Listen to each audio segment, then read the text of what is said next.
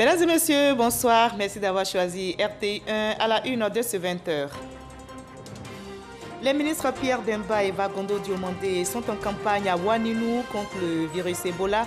Les deux émissaires du gouvernement en visite dans cette ville frontière avec la Guinée appellent les populations au respect des mesures barrières et à signaler tout cas suspect en vue d'une prise en charge.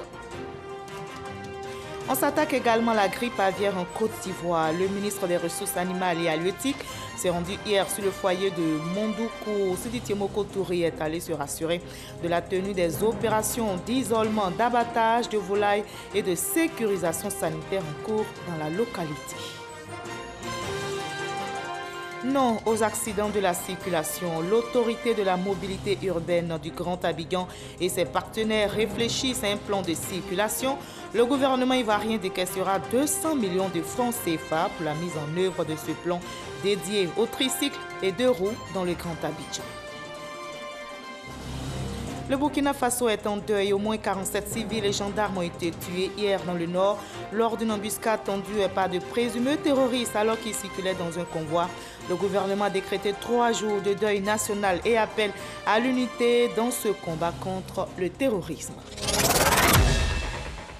Soyez les bienvenus sur RTI1. On retrousse les manches contre le virus Ebola. Les ministres Pierre Demba et Vagondo Diomandé sont en campagne de sensibilisation contre cette maladie à Ouaninou, et c'est dans la région du Bafing. Les deux émissaires du gouvernement en visite dans cette ville frontière avec la Guinée appellent toutes les populations au respect des mesures barrières et à signaler surtout tout cas suspect en vue d'une meilleure prise en charge. Abou Sanogo. Ouaninou, département situé au nord-ouest de la Côte d'Ivoire dans la région du Bafing et qui fait frontière avec la Guinée.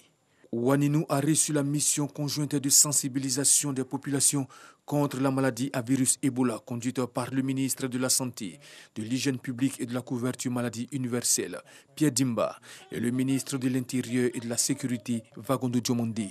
En effet, c'est par la localité de Ouaninou que le virus Ebola est entré en Côte d'Ivoire. Cette patiente est passée certainement ici. Mais la première des choses que nous voulons faire avec vous, chers parents, c'est que cette maladie, fort heureusement aujourd'hui, avec tout ce qui a été fait en termes de recherche, dispose d'un vaccin. Dans le plan de riposte de la Côte d'Ivoire, le Premier ministre et le Président ont dégagé les moyens pour que la Côte d'Ivoire puisse avoir les vaccins. Pour que tous ceux qui ont pu être en contact avec cette personne puissent être vaccinés pour ne pas faire la maladie. Parce que ce que nous attendons pour vous, nos parents, c'est que vous vivez et vous vivez mieux. Que tous ceux qui savent que ce groupe est passé par ici, qui ont eu des contacts avec ces personnes-là, ceux qu'on appelle des cas contacts, ce n'est pas que vous êtes malade, mais éventuellement, si vous restez comme ça, vous pourrez demain être malade. Il faut que vous puissiez vous faire connaître pour que nous puissions vous vacciner.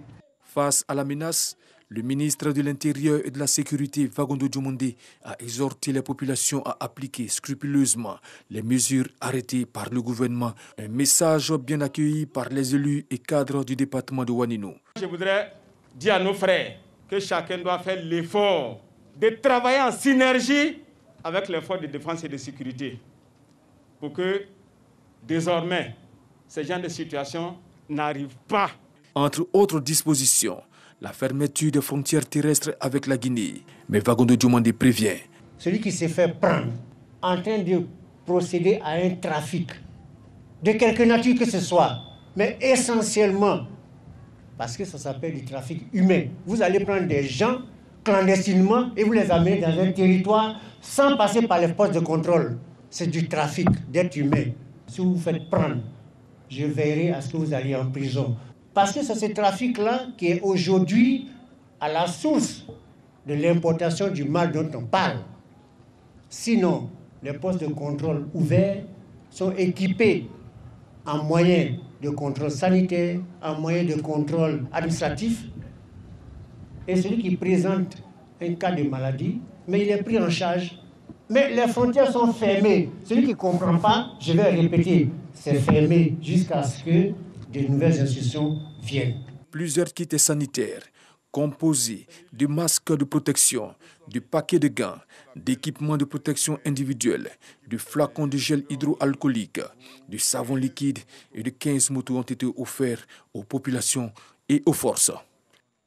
Voilà, et notez qu'à part le cas avéré de samedi dernier annoncé par le ministère de la Santé, il n'y a aucun nouveau cas positif de maladie à virus Ebola détecté en Côte d'Ivoire à la date du jeudi 19 août.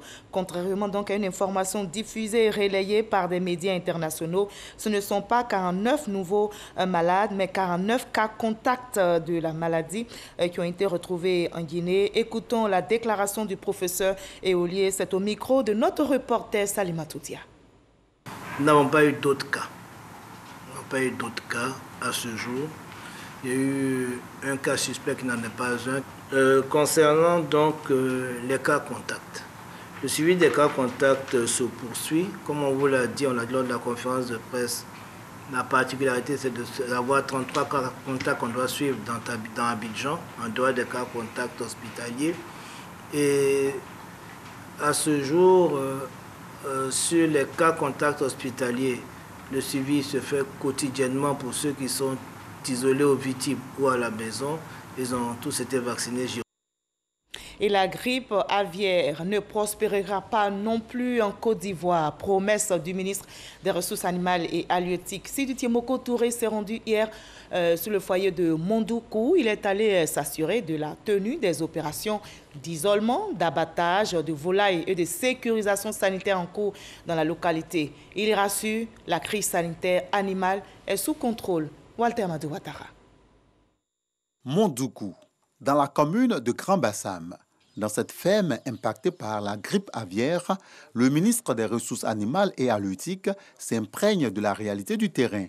Sont en cours des opérations d'isolement, d'abattage de volailles et de sécurisation sanitaire du périmètre contaminé. Les dispositions ont été prises dans un périmètre d'environ 3 km et procéder à des abattages sanitaires. C'est ce qui a été fait.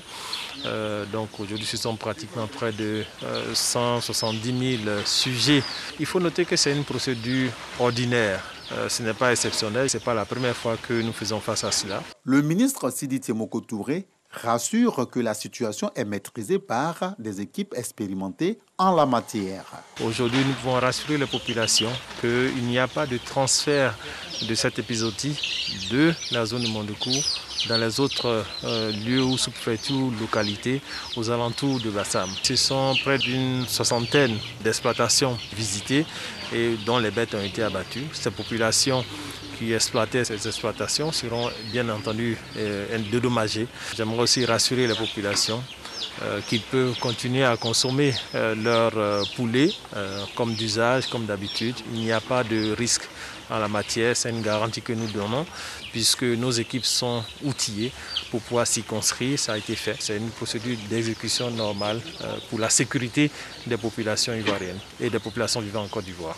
Les abattages sanitaires qui sont effectués sont suivis d'enfouissement des carcasses de volailles afin d'éviter la propagation des germes de la grippe aviaire. À la fin de sa visite de terrain, le ministre des Ressources animales et halieutiques a félicité l'ensemble des équipes en activité pour leur professionnalisme.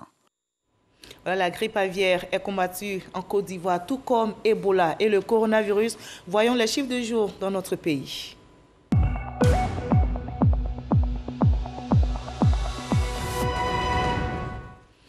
Attention, le coronavirus circule et menace notre santé. C'est 19 août, on dénombre en Côte d'Ivoire 100 cas positifs sur 4206 échantillons prélevés, soit 2,4% de cas positifs, 46 nouvelles guérisons et 4 décès enregistrés malheureusement ce jour.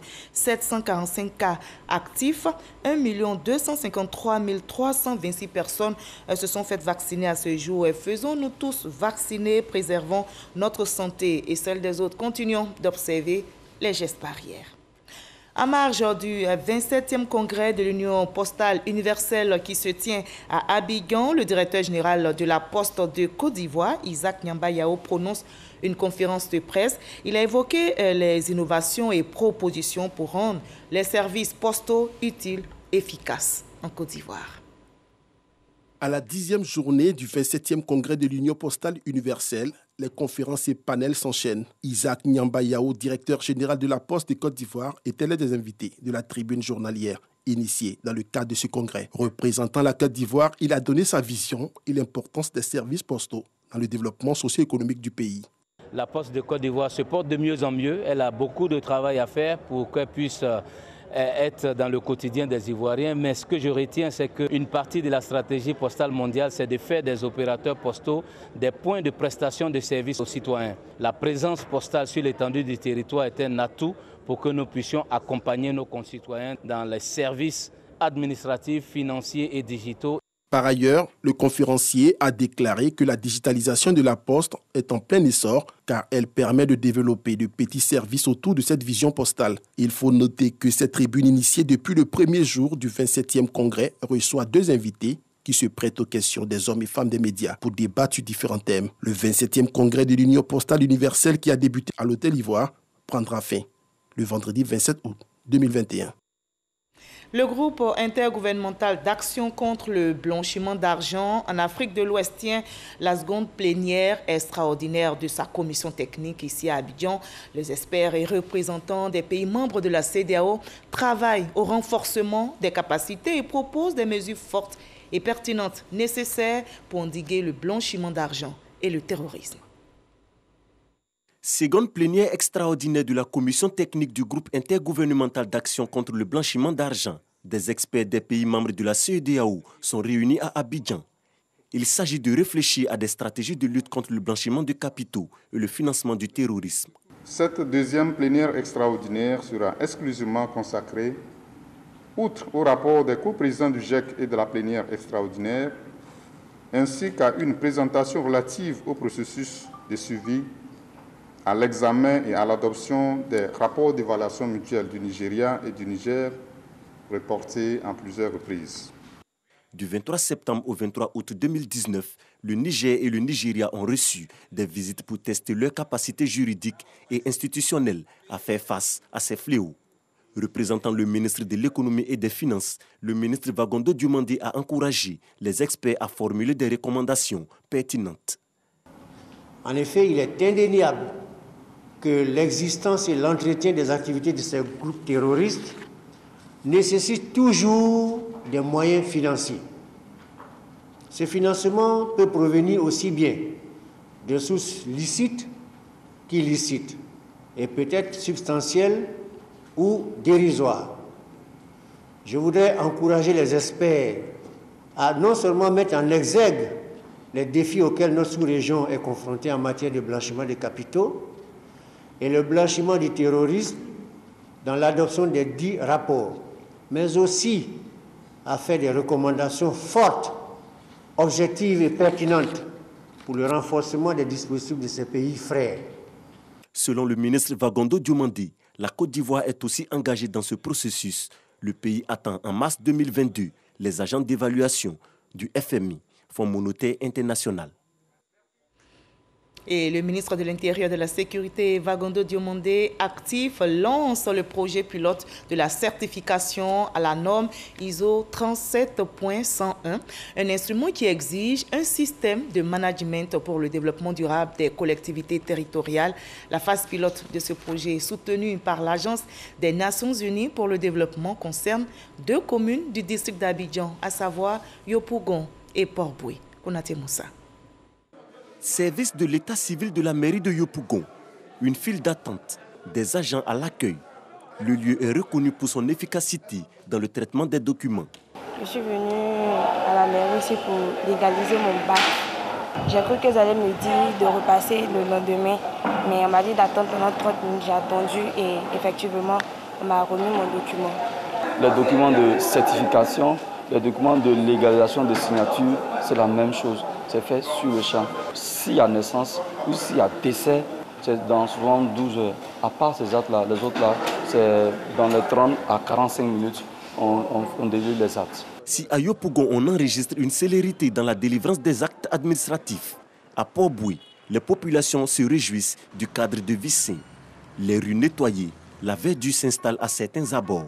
La commune est propre, ils ont planté des fleurs partout devant l'hôpital, vers le centre pilote. En tout cas, vraiment, moi, ça me plaît. Port-Boué est un espace où on peut parler d'environnement parce que nous avons la mer, la lagune et nous avons beaucoup d'usines.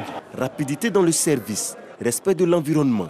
Les communes de Port-Boué et Yopougon sont choisies pour la phase expérimentale du projet de certification ISO 37101, un nouveau système de management destiné aux villes. Il faut permettre aux populations de participer à leur développement, de participer à leur bien-être. Et donc la norme ISO prend en compte toutes les questions liées au développement durable. La certification ISO 37101, une nouvelle norme pour aider les collectivités territoriales dans leur démarche de développement durable. Initiative soutenue par l'USAID, Agence des États-Unis pour le développement. Les États-Unis sont convaincus que le commerce mutuellement bénéfique renforce le développement économique. Et pour augmenter le niveau de commerce international, il importe d'éliminer autant que possible les obstacles et l'incertitude. D'où l'intérêt d'adhérer aux normes reconnues au niveau mondial. Ce projet vise à terme l'amélioration de la gouvernance des collectivités territoriales par la prise en compte des 6 critères de durabilité, à savoir l'attractivité, la préservation et l'amélioration de l'environnement, la résilience, l'utilisation responsable des ressources, la cohésion sociale et le bien-être. La mise en œuvre de ces éléments va conférer à nos communes une crédibilité qui cadre avec les standards des pays développés et des facilitations dans divers domaines sur l'échiquier international. À cette rencontre, la Direction générale de la décentralisation a expliqué le processus de mise en place de la norme ISO 37101 aux responsables des communes de Port-Boué et de Yopougon.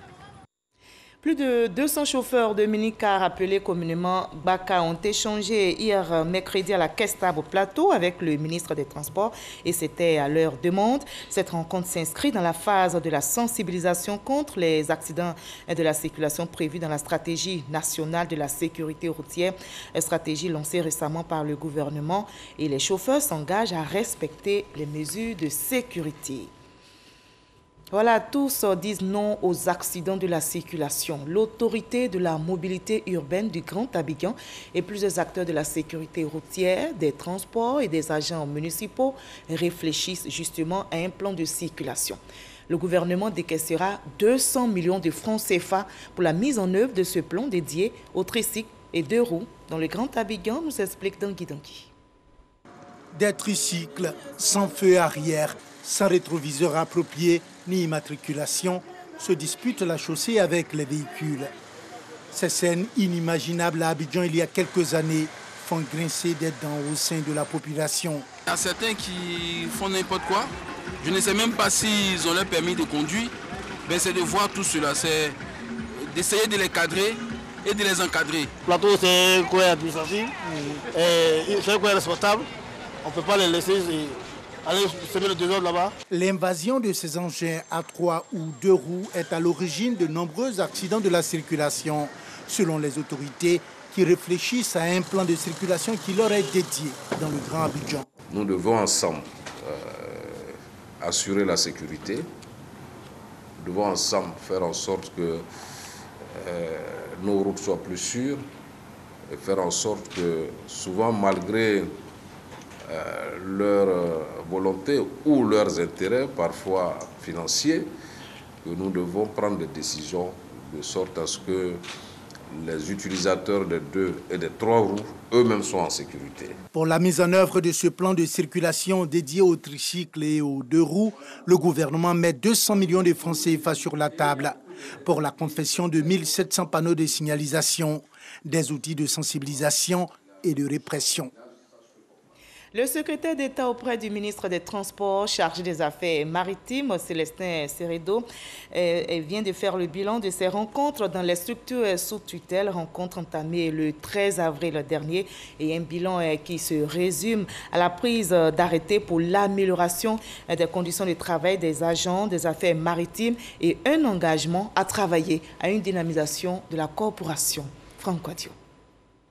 Depuis sa prise de fonction le 13 avril dernier, Célestin Seredo, le secrétaire d'État auprès du ministre des Transports, chargé des affaires maritimes, n'a eu de cesse de visiter les différentes structures sous tutelle arrondissement et antenne maritime, sans oublier les autres services. Dernière escale donc, la Direction générale des affaires maritimes. Cette direction, créée en juin 2004, fournit l'essentiel des ressources humaines et selon son directeur général, les attentes sont nombreuses. Que le secrétaire d'État, la gestion des ressources humaines constitue l'une de nos préoccupations majeures, surtout le bien-être des agents.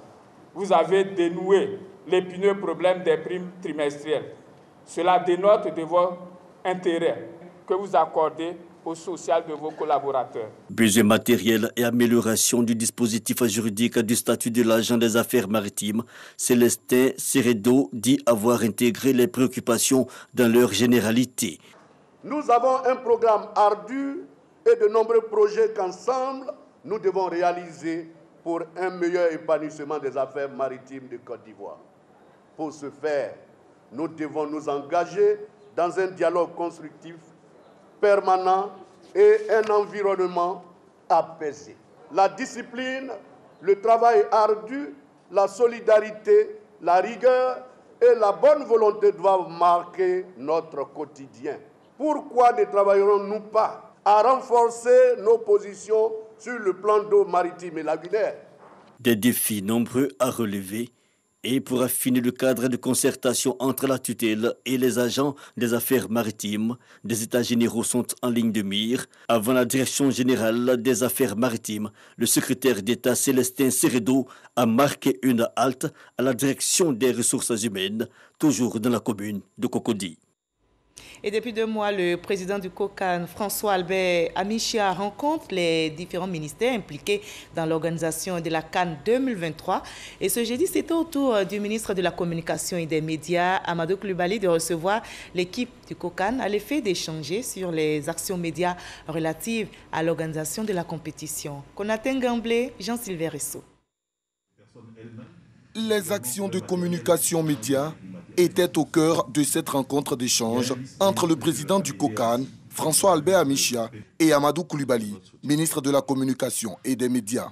Entouré des responsables des commissions techniques, le président du COCAN a exprimé quelques préoccupations avant d'annoncer le choix de la radiodiffusion-télévision ivoirienne, RTI, comme télédiffuseur hôte. Il nous faut aujourd'hui formaliser un cas de collaboration entre le COCAN et la RTI. C'est le seul moyen, le média, que nous pourrons le mieux utiliser en Côte d'Ivoire et qui est susceptible d'être suivi par la majorité de nos compatriotes. Comme lors de ses précédentes visites, le COCAN a eu l'assurance du ministre de la Communication et des Médias, porte-parole du gouvernement. Amadou Coulibaly a d'abord salué les avancées des préparatifs de la compétition avant de rassurer François-Albert Amichia du soutien total de son département ministériel. Ce dont je peux vous assurer, c'est de notre soutien total. Je verrai avec le directeur de cabinet pour que le plus rapidement possible, nous-mêmes, on puisse mobiliser le ministère autour donc de ce projet.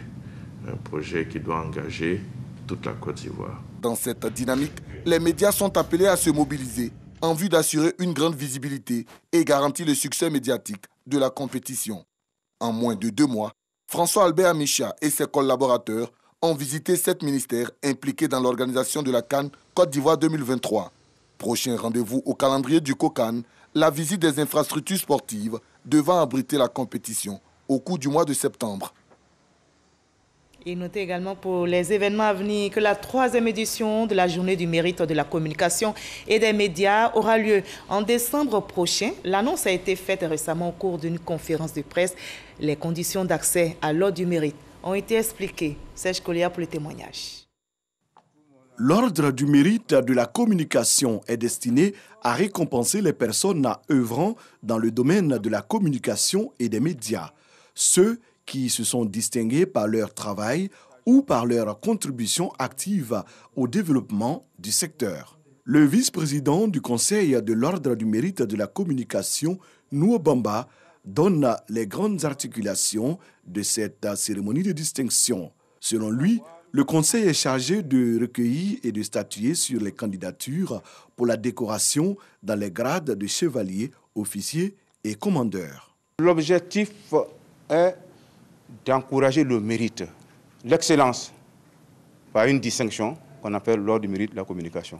Sont éligibles à cette distinction, entre autres, les acteurs actuels et passés du secteur de la communication et des médias en Côte d'Ivoire, les journalistes, les annonceurs, les diffuseurs, les influenceurs de réseaux sociaux, les blogueurs. Au total, 40 personnalités seront distinguées au cours de cette cérémonie. La 3e édition de la Journée du mérite de la communication et des médias aura lieu dans le mois de décembre. IDT, Société ivoirienne de télédiffusion, rencontre les populations de plusieurs localités du pays et cette caravane d'information, d'échange et de sensibilisation vise à expliquer le processus du basculement du système analogique au numérique et les avantages de la TNT, comment disposer des équipements. Les populations visitées sont prêtes à recevoir la TNT, nous explique Soro Kourna. Lancé en janvier 2021, le processus de l'extinction du signal analogique prend fin le 31 décembre de cette année sur l'ensemble du territoire ivoirien. Pour une meilleure adhésion des populations à la TNT, télévision numérique terrestre, l'IDT, Société ivoirienne de télédiffusion, est sur le terrain. Une caravane a donc sillonné plusieurs villes des régions du Bafing, du Kabadougou et de la Bagoué. Cette caravane d'information, d'échange et de sensibilisation a pour objectif d'expliquer le processus du basculement du système analogique au numérique. Le chef de la délégation de l'IDT, Ali Yoda, donne les bienfaits de la TNT. Pour que les parents comprennent que la TNT vient occuper l'espace. Il n'y aura plus d'analogique à partir du 19 septembre 2022. Des démonstrations sur l'utilisation des équipements de la TNT étaient également au menu de cette caravane. Dans les localités visitées, les populations ont été exhortées à s'équiper avant la date butoir de l'extinction du signal analogique. Le dernier message, c'est d'exhorter nos parents à acquérir les kits. Il est bon d'avoir ces outils-là pour que, une fois l'installation faite, vous puissiez bénéficier gratuitement, gratuitement des chaînes que nous diffusons.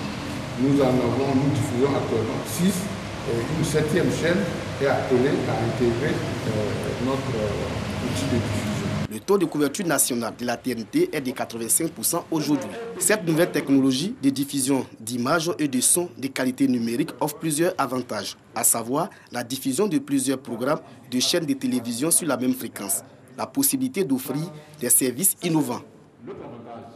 Le président de l'Assemblée nationale donne du sourire aux populations de la région du Ouorodougou. Amadou Soumaoro leur a offert un concert musical à Séguéla et sur la scène, le groupe Zouglou VDA Voix des Anges a égayé le public et ce concert a réuni l'ensemble des élus et cadres du Ouorodougou qui ont communié, vous allez le voir, avec les populations venues des différentes localités de la région.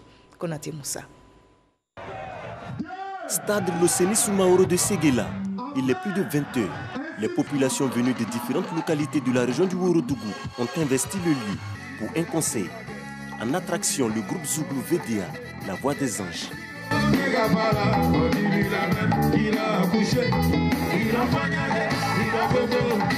Communion parfaite entre les artistes et le public de Séguéla. Un spectacle offert par le président de l'Assemblée nationale, Amadou Soumaoro. Instant de gaieté et de joie.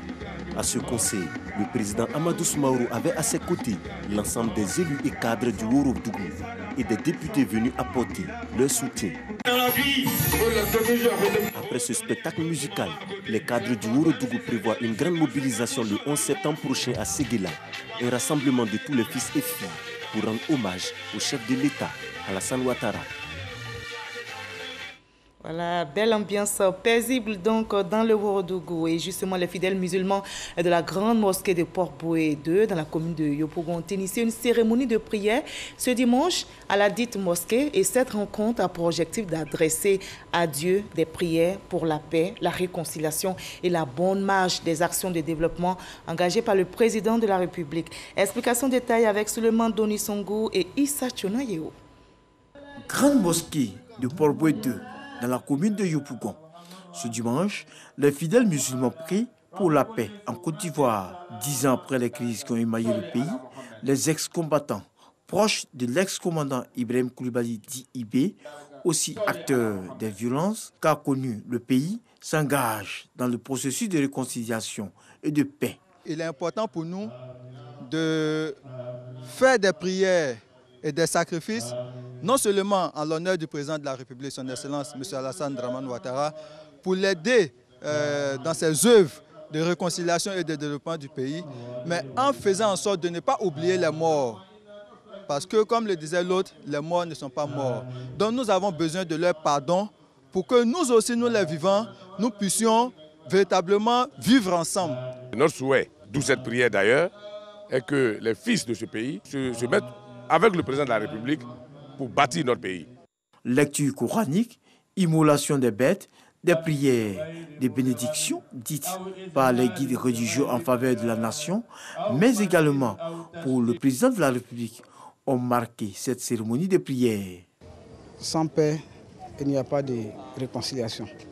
Et sans réconciliation, il n'y a pas d'avancement. Et sans sacrifice, il n'y a pas de dépassement. Donc je pense que nous devons tous nous surpasser et faire des sacrifices pour que le chef d'État, son Excellence Alassane Ouattara, puisse nous mener à bon port. Cette rencontre a été une occasion pour les fidèles musulmans de faire des prières pour le repos de l'âme de toutes les victimes des crises, quel que soit leur bord politique, ethnique et religieux. Voilà, et on prie pour le Burkina Faso, où au moins 47 civils et gendarmes ont été tués hier mercredi dans le nord du pays, entre Arbinda et Dori, lors d'une embuscade tendue par de présumés terroristes alors qu'ils circulaient dans un convoi. 58 terroristes ont été neutralisés selon les autorités. Un deuil national de 3 jours a été décrété. Le gouvernement appelle tous les Burkinabés à l'unité et affirme que le peuple va nécessairement gagner cette guerre contre les terroristes. Voilà, que la paix règne partout. Merci de nous avoir suivis. Je vous donne rendez-vous très bientôt. Mais demain 20h, vous avez rendez-vous avec Kolo Klubali. N'oubliez pas, promouvons la paix et prenez soin de vous.